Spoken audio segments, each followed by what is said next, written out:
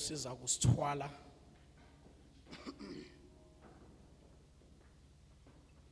kodwa lo mhlabeleli kumele niwazi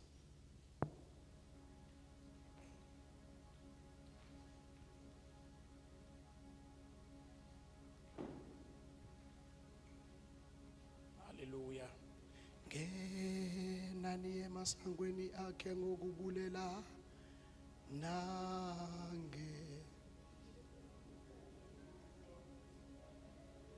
ibani nokubulela kuye nidumise igama lakhe nakuvuka komzimba ekufe nabubomina ubomi obunguna phakade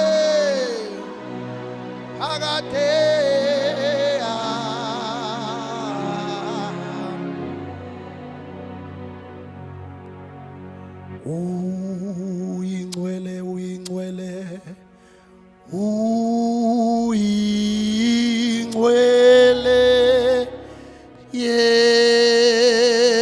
Yehova Thixo wemikhosi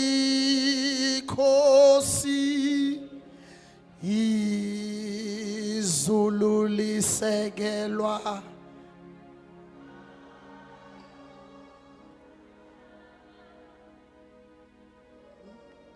umpedesho nje okugcwalisa umukhulu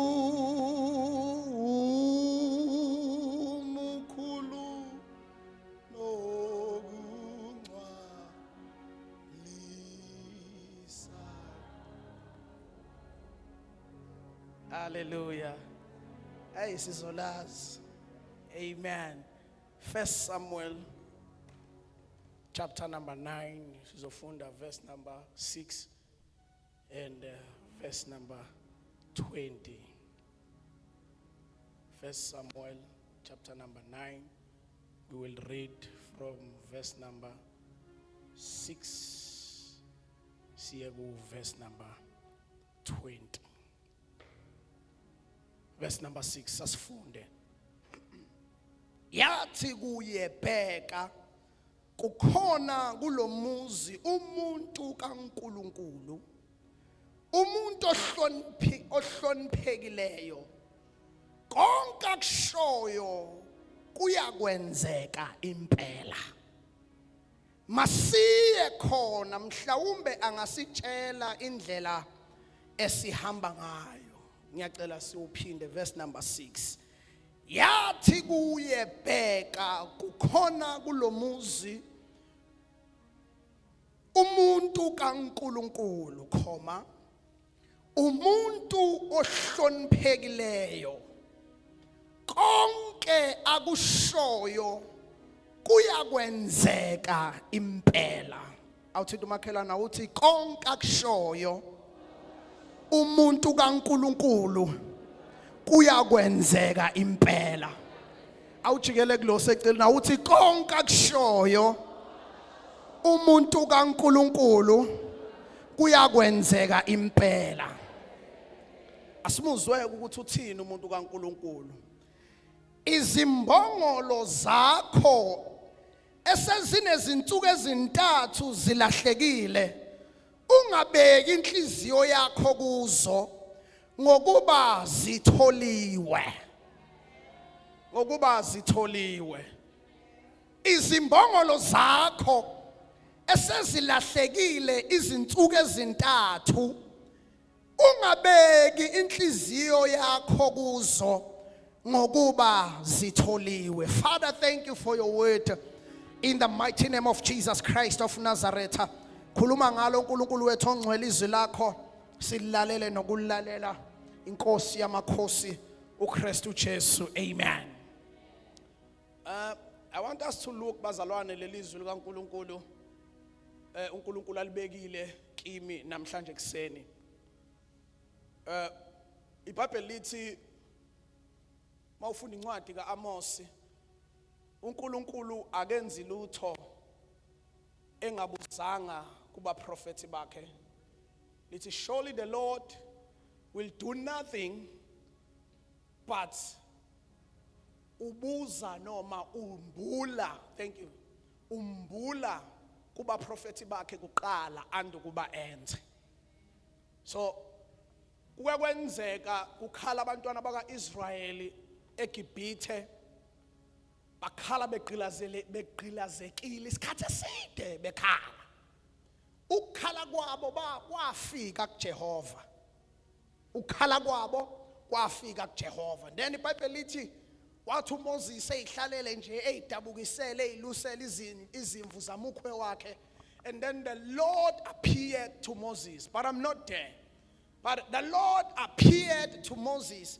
Uthi uNkulunkulu kuMoses, Moses, I have seen, I have heard the cry yabantwana bami ezweni lobuqila. Amanye amazi ngikubonile ukukhala kwabo, ngikuzwile ukukhala kwabo, kodwa manje ngehlile. In other words, for the Lord to work or for the Lord to operate, he needs a body to operate. So the Lord is saying to Moses, kodwa ngehlile, ubani okuzwile ukukhala uNkulunkulu, ubani okubonile ukukhala uNkulunkulu, kodwa ubani owehlayo uNkulunkulu, kodwa uNkulunkulu wehla ngani, udinga umzimba wokwehla. Umzimba wokwehla. Now mekhuluma noMoses uthi ngehlile ukuzobakhulula, but asimbona uNkulunkulu ebuNkulunkulwini bakhe uye owehlayo oyokhulula abantwana bakaIsrael abaqhilazekile. Ukuvela kwaNkulunkulu ehlane kwakumkhombisa uMoses ukuthi I have met a tool yokukhipha abantwana bakaIsrael ebuqileni. Akuwena Moses ozokhipha abantwana, kodwa yimi ngehle ngawe engizokhipha abantwana bami eqileni. In other words, uNkulunkulu udinga umuntu ukuze azokhulula isizwe sakhe. uNkulunkulu kumele ehle ngomuntu ukuze azokhulula isizwe sakhe. Uwe okhalayo uNkulunkulu oswayo, umuntu okhululwayo ekitshelwe uNkulunkulu.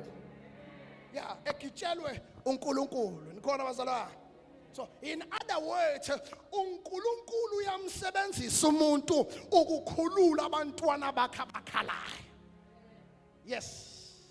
uNkulunkulu njani uyamsebenzisa umuntu ukukhulula abantwana bakhe abakhalayo, ukukhulula abantwana bakhe abaqhilazekile, ukukhulula abantwana bakhe aba-oppressed. iBhayibheli lithi uJesu uthi ngelinye ilanga umoya kaNkulunkulu wawuphezu kwami, isandla sikaJehova sasiphezu kwami, wangithuma ukuba ngishumayele ivangeli kwabampofu, wathi ngivule impuputha amehlo, ngiphilise abagulayo. Ngamanye amagama uJehova, umoya kaJehova wawuphezu kwakhe so that ezokwazi ukushumayela izwi kwabampofu. Ngamanye amagama inkululeko yabantu uyayincika ekuthenini uyavuma yini umoya kaJehova ube phezu kwakhe. Uyavuma yini umoya kaJehova ube phezu kwakhe? Nikhona bazalwane? Now uNkulunkulu kuze asebenze akhulule abantu bakhe udinga ukusebenzisa umuntu. In other words, umuntu uNkulunkulu uyazibonela ongaba yithuluzi lokuthi lo angakhulula abantu. Nikhona bazalwane? uJehova uyalibona ithuluzi lokukhulula abantu. Nikhona bazalwane? Ingakho kungamela uliphathe kabi ithuluzi elizokhulula abantu, ngoba lisuke ligitshelwe uJehova. In other words, lisuke liyisitsha la uJehova ephaka khona, yena ezokwazi ukuphakela abantu. So kungamele uphathe kabi isitsha esiphethe ukudla kwabantu. Angimele uphathe kabi isitsha esiphethe ukudla kwabantu. Nikhona bazalwane? So uNkulunkulu maye efuna ukusebenza ebantwini udinga umuntu azomsebenzisa. Nikhona kodwa bazalwane? Now ethi incwadi yaAmos uNkulunkulu akenzi lutho engamphulanga kuba prophet bakhe. La sifunda khona sithola izwi likaNkulunkulu lithi there was a man igama lakhe lalinguKish waseBenjamin wakwaBenjamin. Now lo baba lo wayenezimbongolo kwenzeka izimbongolo zakhe zalahleka zaduka. And then lo baba wayenendodana igama lakhe lalinguSawuli. iBhayibheli lithi malimchaza uSawuli lithi kwakuyindoda enhle kwakumfana omncane omuhle akekho umuntu kaIsrael owayemuhle odlula uSawuli. So in other words uSawuli waye handsome edlula bonke abafanele abancane babekhona kwaIsrael.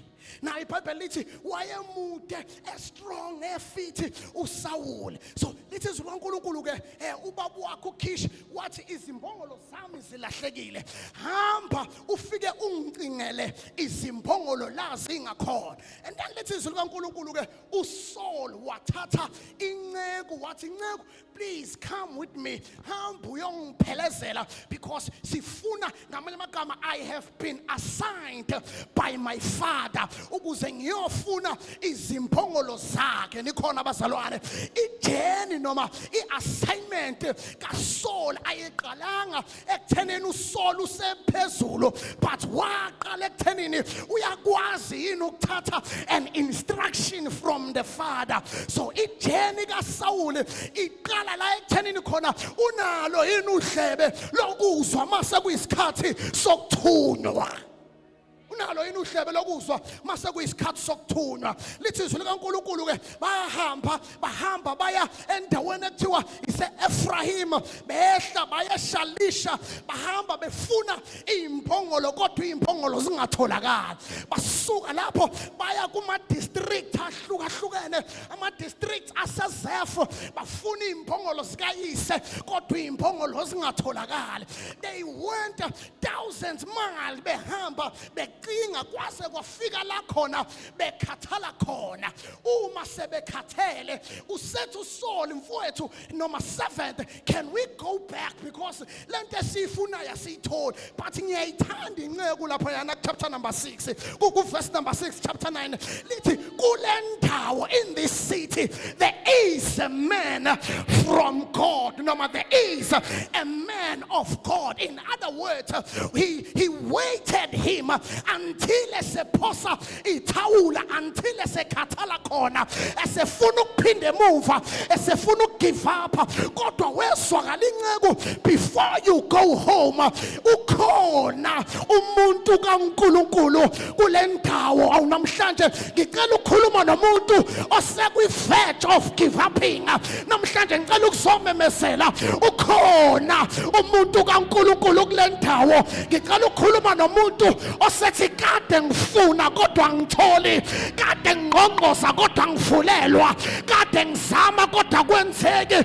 Namhlanje ngicela ungilalela ukhona umuntu kaNkulunkulu kule ndawo. Ngicela ukukhuluma nomuntu osezame konke kodwa ngenzeki, efuna izimbongolo zingatholakali, efuna izinto ezilahlekile ingenzeki, efuna engatholi. Before you go home ukhona umuntu kaNkulunkulu kule ndawo.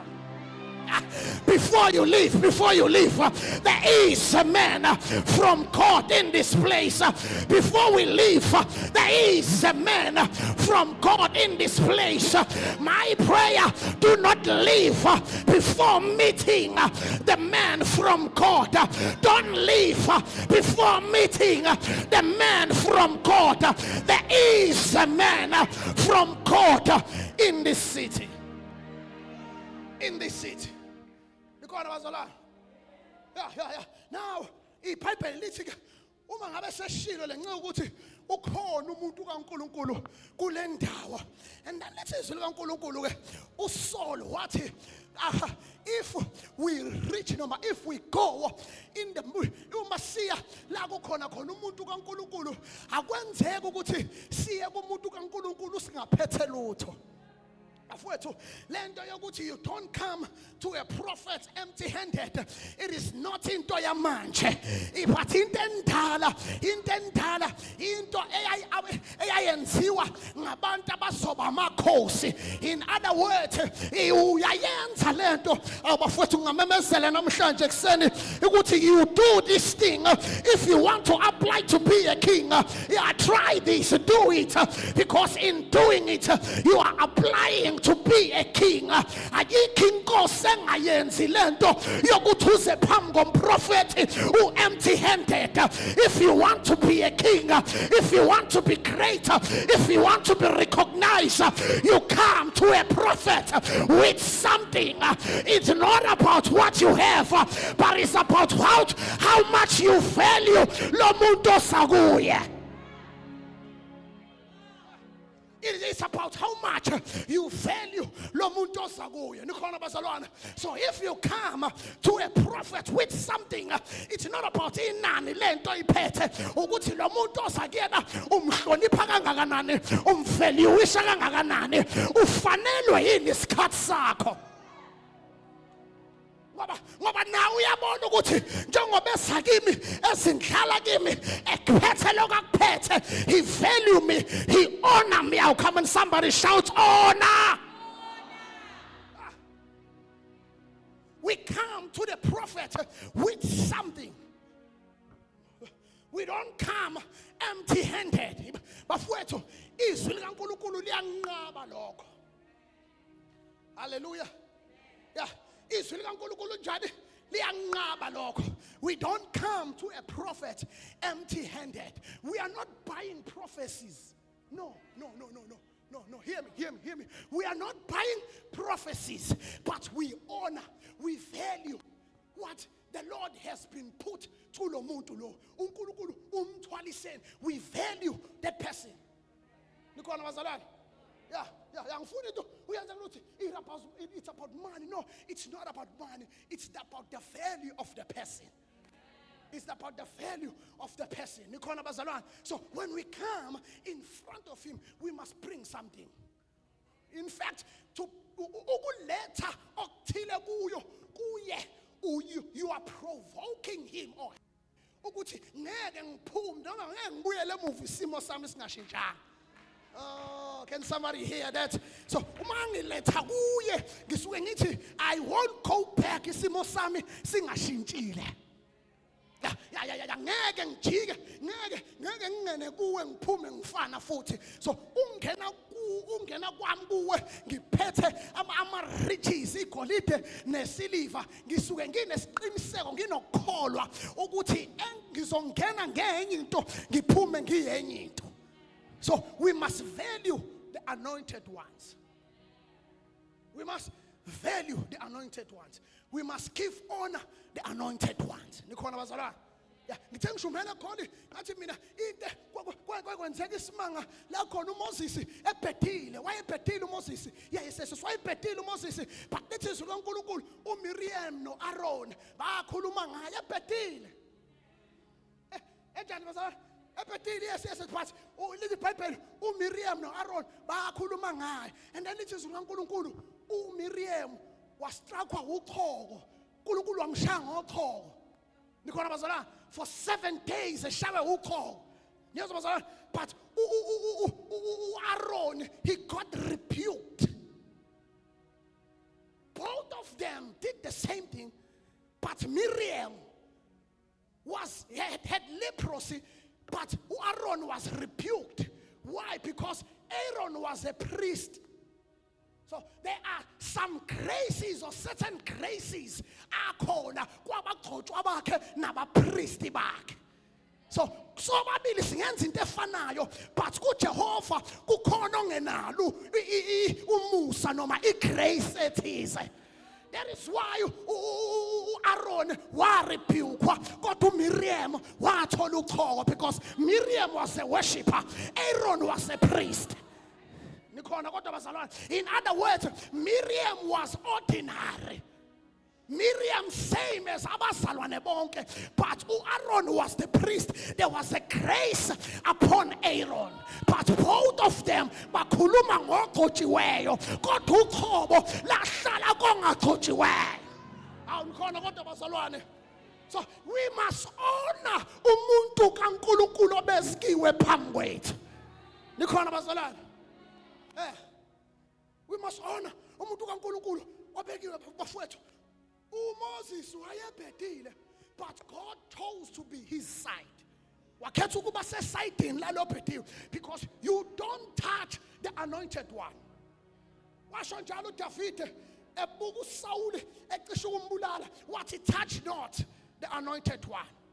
Abanga uSawuli wayesemjaha isikhathi eside efuna ubulala uDavide kanti uSaul uzolahla alale. Uma ngabe sebhekene uDavide sebhekene noSaul wasika nje umphetho wengubo okhombisa ukuthi ngakusasa ngizokhombisa ukuthi ngikubonile benginawo bengingakubulala, but wabanjwa yizwe lithi touch not the anointed one.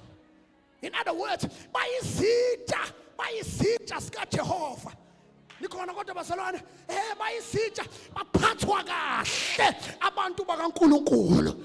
Awubafowethu angiphinde enkonzweni, baphathwa kahle abantu bakaNkulunkulu ngoba bayizitsha ezithwele impendulo zabantu. Bayizitsha ezithwele impendulo zabantu. Nikhona bazalwane. So it is so important to honor the man from God. Hallelujah. Yeah. It is so important to honor the man from God. So, ezinye izinto kumele uyibalekele, kubalekele ukuhlanganyela nala khona ioni ngekho eya kumuntu kaNkulunkulu. Leave that place. Kubalekele ukuhlangana nabantu who will not give honor kumuntu kaNkulunkulu. Nikhona bazalwane? Yeah, kwenza njani? Kubalekele ngoba iBhayibheli lithi ukuzwana nababi konakalisa ukuyiphatha okuhle. Hallelujah. So kubalekele ukuzwana nababi ukuze ngeke kukonakalise ukuyiphatha okuhle. So this guy bathatha ithi lenceku, I have only quarter of shekel of silver ukuze sizohamba siye la kukhona khona umuntu kaNkulunkulu. I have a quarter of shekel of silver. Now we can go. Yeah. Now we can go. Nikhona bazalwane. So ukuba noma ungaba khona umbono othi siye encekwini kaNkulunkulu, but if we don't have nothing, but sizobe now we can and meet umuntu kaNkulunkulu. Nikhona bazalwane. Why? Because the Bible says uma ngabe beqhamuka inkosi yayikade sibatshelile vele ukuthi kunabantu abazayo. Yabo. So if you enter this house, the Lord already spoke nomuntu kaNkulunkulu ukuthi you are coming. You are coming to inquire, you are coming with this, you are coming with that. Nikhona kodwa bazalwane. Abafowethu yazi ngithe ngifunda incwadi kaHezekiya amakhosi lithi iBhayibheli uHezekiya wathi inkosi wezwa wathola umbiko ovela kuIsaya kodwa uvela enkosini uza ngomprofeti uIsaya lithi uthi uNkulunkulu mtshela ukuthi alungise indlu yakhe, his household, because he is going to die.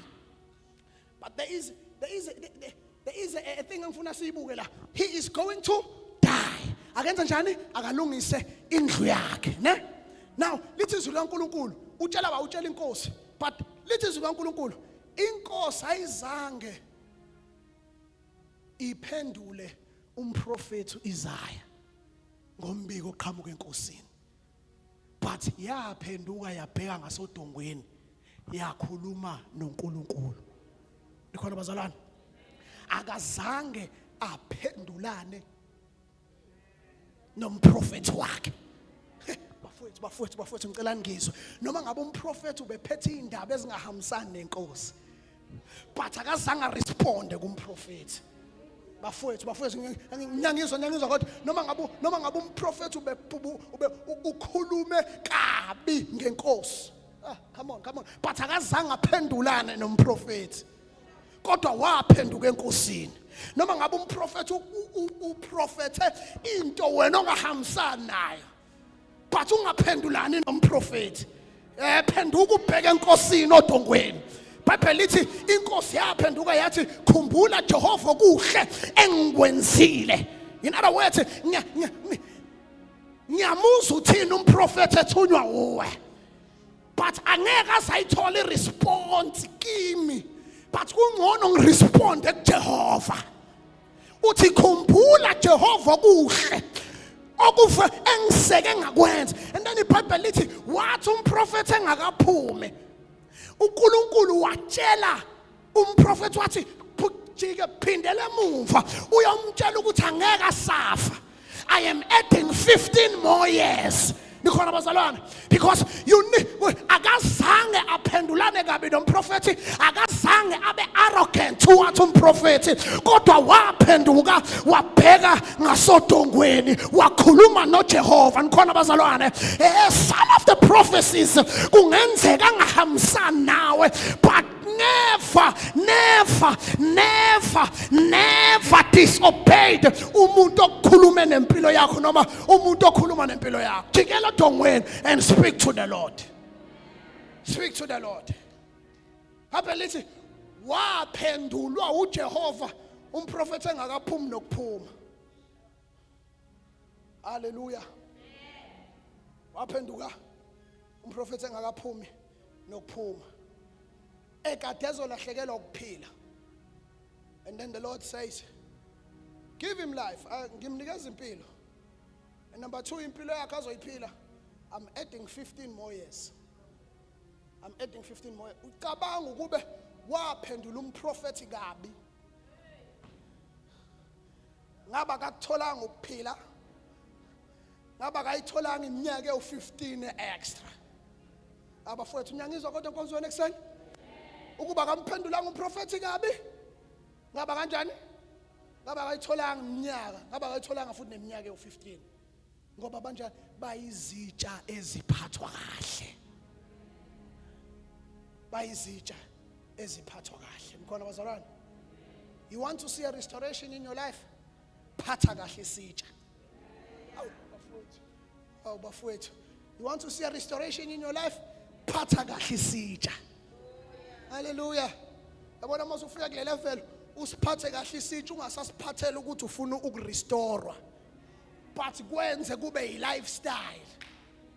Ikhona bazalwane? Yeah, kwenze kube i-lifestyle ukuphatha kahle isitsha. Hallelujah. Yeah, zikhona zona ingcenye la ubona khona ukuthi hayi man, ngabe sengilapha kodwa ngisala, ngabe sengilapha kodwa ake ucheck ukuthi uphatha kahle yini isitsha. Bafowethu ngiyayibona le yokunikela, ngiyayibona le yokudliswa, ngiyayibona le yokuthandaza, ngiyayibona, but ake ucheck le yokuphatha kahle umuntu kaNkuluNkulu. Ne? Le yokuphatha kahle umuntu kaNkuluNkulu. Shiyacela ama messages ukuphatha kahle umuntu kaNkuluNkulu. To make sure on Thursday I'm here for prayer, on Sunday I'm here to church. Every event asebandleni I'll be present. Ikhona bazalwane? Yeah, small things. I honor, I listen. Makhulunywa I listen. Prophetic instruction I do. Everything I do. Leonto yenza kube lula ibe yi-lifestyle yakho, ayikho into enzima noma ayikho into ongeke noma ayikho umnyango ongeke uzuvuleke uma ungqongqoza kuwo mawubambe le principle ye honor. Ikhona bazalwane? Sibambe iprinciple yani? Ye honor.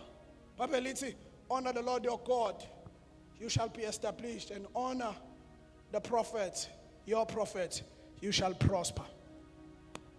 In other words, the Lord has took prosperity and gave it to his prophets. So for you to unlock the prosperity, you need to give honor to the prophets. So in other words, the Lord, if you are honoring the Lord, you are being established. We are uqiniswa enkosini. Uyakuvutha enkosini, uyakuthandaza enkosini, uyakushumayela enkosini, but you will not have prosperity.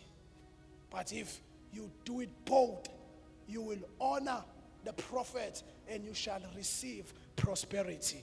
you shall receive, because he took prosperity and placed it to his prophet. To unlock that prosperity, you need to honor his prophet, and you will be prosperous. You will be prosperous. Hallelujah. Asivale kanje.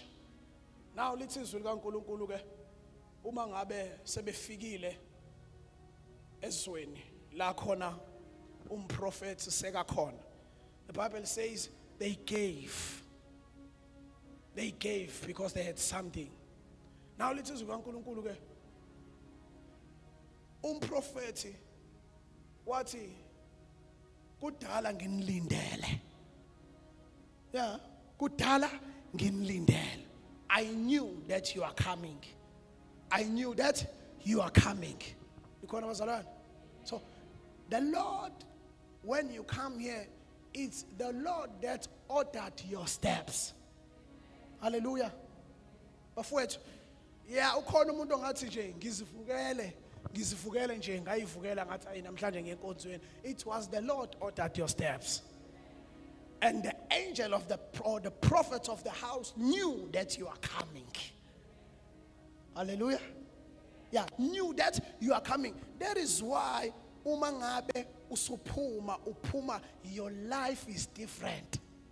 Because uze wazeke isimo sithwele. So uma ungena kuloya mnyango isimo obusithwele siyasala ngoba besaziwe emazulwini. So uma ungangeni wena noma ungafiki usala nesimo sakhe ekhaya. Noma singaziwe isimo sakhe emazulwini, but you have not reached the place la khona uzothulwa loyo mthwalo. So you need to make sure that uma ngabe uza wazi ukuthi engikuthwele kuyasala, because indlela yami yaziwa ukuthi I am coming. Ukhona bazalwane? Bafowethu, uNkulunkulu uyahlela. uNkulunkulu wenza njani? Uyahlela. uNkulunkulu wenza njani? Uyahlela. uNkulunkulu uyahlela nomprofeti wakhe ukuthi namhlanje yini esizobakhulula ngayo, noma yini esizokhuluma ngayo ebantwini ukuze bakhululeke. Nikhona bazalwane? uNkulunkulu uyahlela. iBhayibheli lithi uNkulunkulu wayekade ekhulumile nomprofeti ngayizolo ukuthi kunabantu abazofika. Khuluma nabani? Nomprofeti ukuthi ngayizolo kunabantu abazofika. So ukuza kwakho la uNkulunkulu usuke exoxile nomuntu wakhe. Nikhona bazalwane? That is why kugcwala ama-testimony amangaka, ngoba kusuke kuzonikeza uNkulunkulu udumo, ngoba uNkulunkulu usuke exoxile nomprofeti wakhe ukuthi kunomuntu ozofika onesimo esikanje. So kubalekile ukuphatha kahle isitsha sikaNkulunkulu. Kubalekile ukwenza njani bazalwane? Ukuphatha kahle isitsha sikaNkulunkulu. Nikhona bazalwane? Now, that's what khona ke. I'm about to close. Lithi izwi likaNkulunkulu uma ngabe uNkulunkulu esebatshelile ukuthi uNkulunkulu bebtshelile, usethi ke bamba uthi lento isele ungayibeki inhliziyo kuyo. Wena ubuzele ukuthi ulahlekelwe izimbongolo, but ungabeki inhliziyo kulento ekulahlekelwe. I have something great for you. Nikhona bazalwane? Yeah, I have something great for you. In other words, there are some issues that you need to pass so that you can be ushered to your greatness.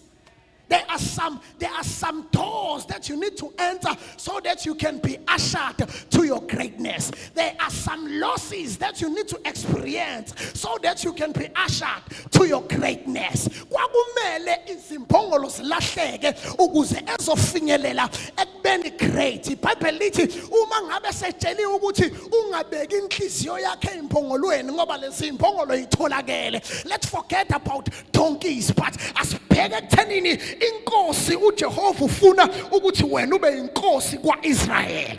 So kumele kube khona izindlela la odlula khona ukuze uzoba ushered to a greatness. In other words, wayengeke akwazi ukuba inkosi engadlulanga ekufuneni imphongolo sikayise. Wayengeke abe ushered to greatness engahambanga angedlula ko-Ephraim ko-Zeph efuna isimphongolo sikayise. In other words, to reach the great places you need to walk or you need to face some sufferings. Some of the sufferings you will be discouraged, you will be depressed, you uzoswela, but angeke uswele ungadlulanga kuNkulunkulu.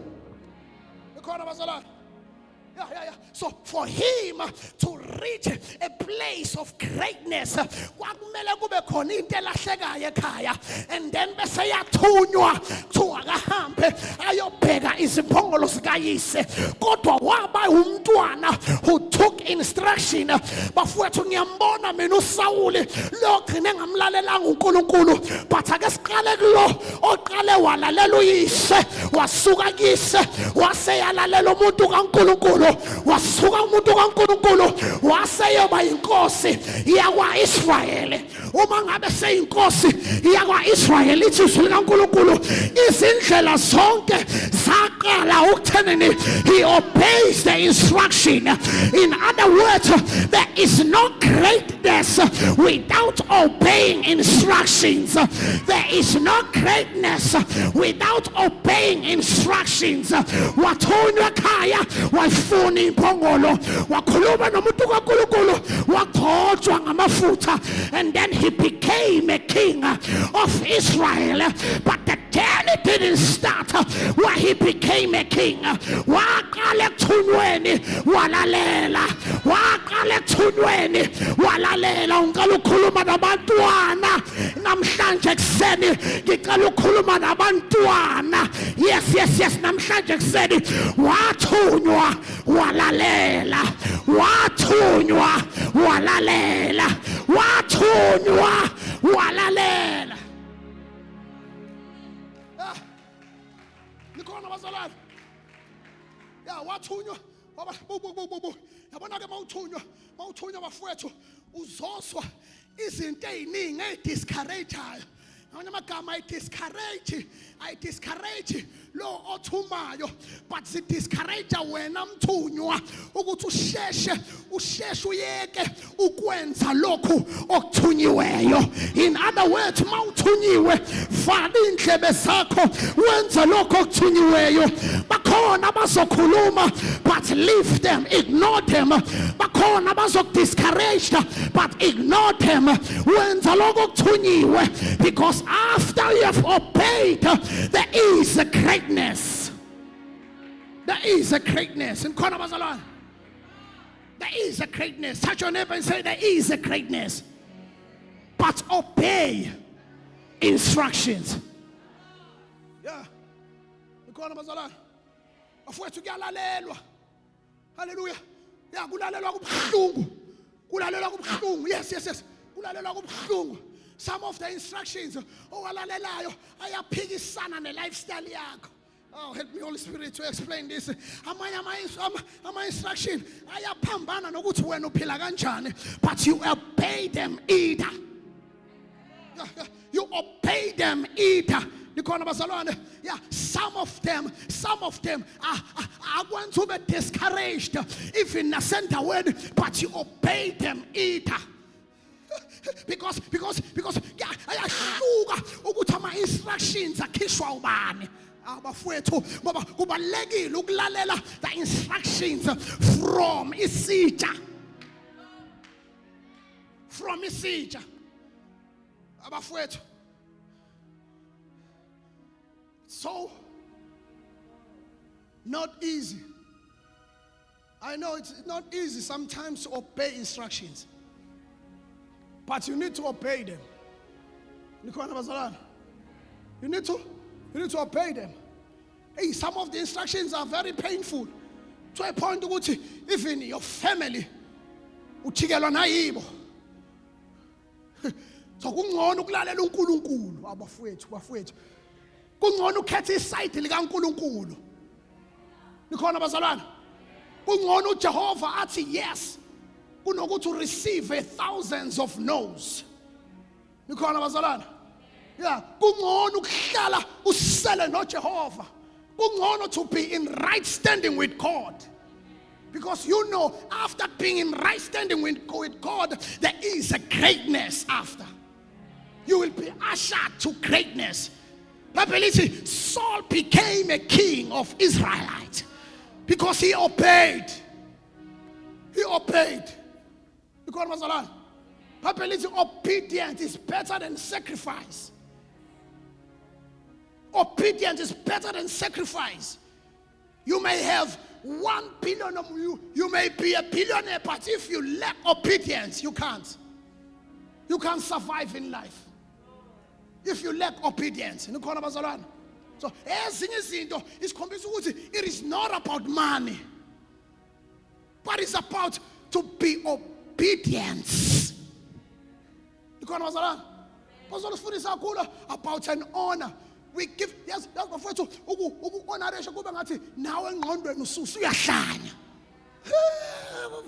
But you give honor where honor is due.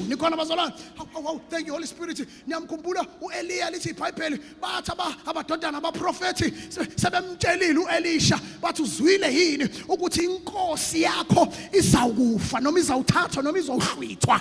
But lithi iBhayibheli wathi uElisha thulani ngiyazi. In other words, some of the things zomprofeti wami aziyona discussion yethu. But I must respond ngithi thulana I know. Some of the things bangakhuluma izinto eziyiqiniso ngomuntu engimlandelayo. But I am not entertaining them. But I will say I know. Because I know the hand of God upon him. I know who is see just got Jehovah. I know twelve uNkulunkulu. Because your talks zizongenza ukuthi ngilose focus kulento engilindile kuye. So my response, kumele ngithi thulani ngiyazi. Ngiyazi. Esinye sezinto enikhulumayo ngiyazazi ziyiqiniso. But it's not that time for discussion. Yeah, we are not discussing those things. Nikhona bazalwana.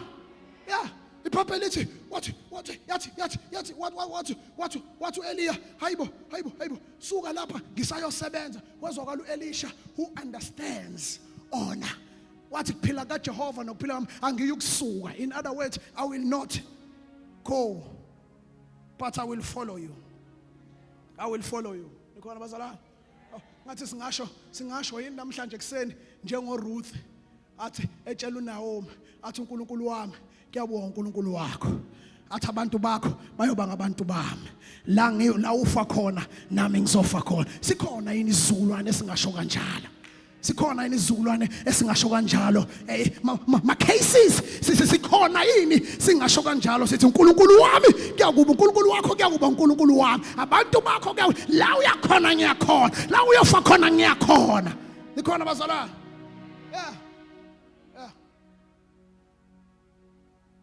Kusuka kungelula. Because kungelula. Siyalandela. Yes, sisuke silandela.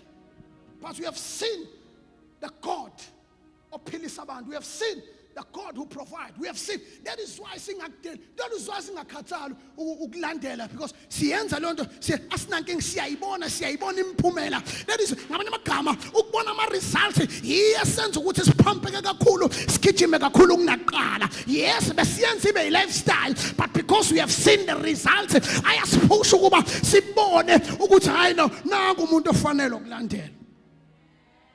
Nangu umuntu ofanele ukulandela. So we honor. Can you stand on our feet?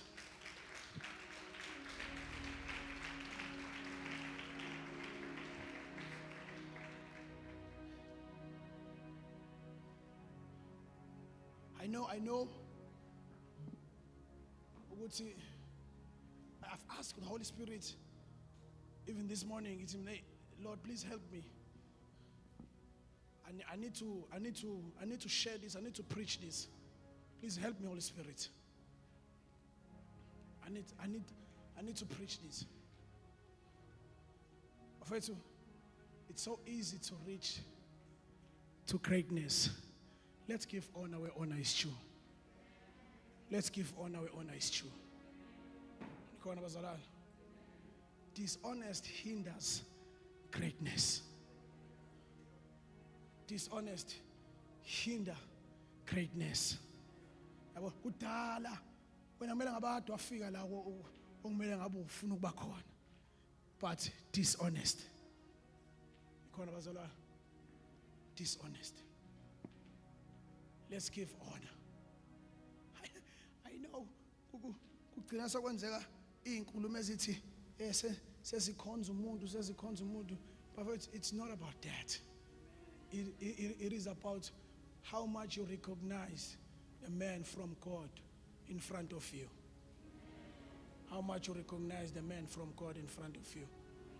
Imagine endoda uEliya unqabela uElisha ukuthi yekela ukungilandela. Musukungilandela ngisawusebenza musukungilandela. But Elisha refused. Noma ngabe nqatshelwa uEliya, but Elisha refused. Nikhona bazalwane? Wathi kuphila kaJehova nokuphila wami, I will follow you. Because there's something great in you. So I don't want to miss it. I need to see a restoration in my life, I must follow you. I need to be great, I must follow you. Even if ungathi ngisale, but kuphila kaJehova, I will follow you because I need this thing in you. That is why Bible lithi wathi sesuswa nangempela icloth yehla. Bible lithi he received a double portion. Okade kwenziwa uEliya wakwenza yena double.